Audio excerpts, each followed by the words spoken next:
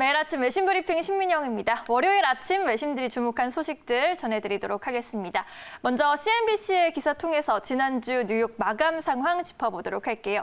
CNBC는 지난주 미 증시에 대해서 The best week for Dow since April이라고 표현했습니다. 다우지수 이번 한 주간 3.29% 상승했는데요. 지난 4월 9일 주간 이후 최대 주간 상승률이었습니다.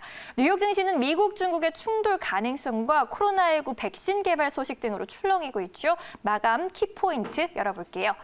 일단 중국이 홍콩 의회를 거치지 않고 홍콩 국가보안법, 홍콩 보안법을 제정할 것이라는 방침을 밝히면서 양국의 긴장이 더욱 심화했죠. 미국은 홍콩 보안법에 대해서 강력히 대응할 것이라는 입장을 밝혔고요. 중국은 홍콩 문제에 대해서 개입하지 말라라는 경고를 하고 있습니다. 또 미국 상무부는 지난주 대량 살상무기 개발 및 인권 탄압 등을 이유로 들면서 30여 개 중국 회사와 기관을 블랙리스트에 올리기까지 했습니다. 시장은 이제 악재를 다루는데 어느 정도 익숙해졌지만 무역 전쟁으로 인한 불안 가능성은 투자 심리에 큰 부담을 주고 있는데요. 하지만 한편으로는 올 연말까지 코로나19 백신이 개발될 수 있다는 소식 전해지면서 증시를 지지해줬습니다. 앤서니 파우치 미국 국립보건원소장은 바이오 기업 모더나가 개발 중인 코로나19 백신의 1차 임상시험 데이터에 대해서 희망적이다, promising이라고 밝혔습니다. 그는 연말까지 백신 개발이 가능하다라는 견해도 재차 확인했습니다.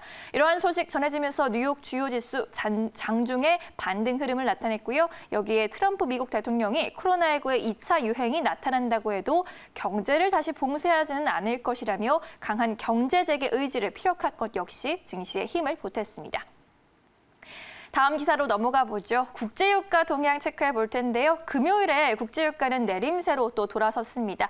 이 역시 미중 갈등 때문이었는데요. 이 폭스 비즈니스의 헤드라인 보면요. Oil prices slide ahead of bleak Memorial Day weekend라고 했습니다. 암울한 이 메모리얼 데이 연휴를 앞두고 유가가 미끄러졌다라고 표현했네요. 자세한 내용 기사 통해 확인해 볼게요. 지난 금요일이었죠. WTI 7월 인도 선물은 전장 대비 0.67달러, 약 2% 하락하면서 33.25달러를 나타냈습니다. 6거래일 연속 상승세가 멈췄고요. 브렌트유 7월물 역시 2.6% 급락하며 배럴당 35.13달러로 거래를 마쳤습니다. 역시나 미중 갈등 우려에 일제히 하락 전환했고요. 중국이 코로나 피해로 인해서 올해 성장률 목표를 제시하지 못한 점 역시 유가에 하방 압력을 가했습니다. 하지만 지난주 금요일을 제외하면 유가 흐름 굉장히 좋았죠. WTI와 브렌트 주간으로는 각각 12%와 8% 오르게 되면서 4주 연속 올랐습니다. 미국의 원유 시출 공수가 10주째 감소한 점이 이날 유가의 추락을 막은 것이다라는 분석도 있습니다. 이번 주 원유 시출 공수는 237개로 전주 대비 21개 줄어들면서 10주 연속 감소세를 이어가게 됐습니다.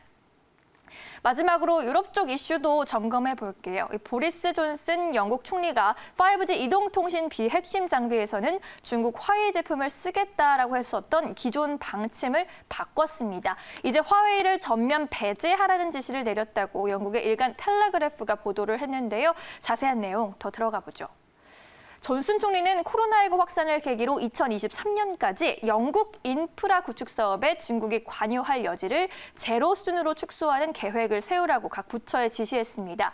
영국은 올 1월 화웨이 장비를 민감한 핵심 부분에서 제외하되 비핵심 부분에서는 점유율이 35%를 넘지 않는 선에서 사용하기로 했었는데요. 이를 완전히 뒤집은 겁니다.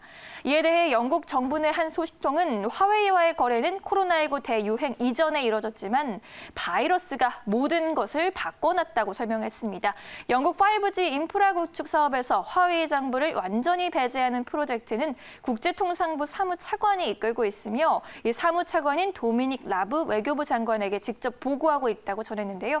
현재 라브 장관은 코로나19 사태 이후 주요 의약용품을 비롯해 전략 물자에 대한 중국 의존도를 낮추는 프로젝트 디펜드를 이끌고 있습니다. 이로써 미국이 주도하는 화웨이 제재 국제 공조는 계속 강화되는 모습인데요. 이렇게 미중 갈등 이제 전 세계의 대립 구도로 뻗어나가는 만큼 장기적인 리스크 요인이 되지 않을까 걱정스럽습니다. 지금까지 외신 브리핑 2부 함께하셨습니다.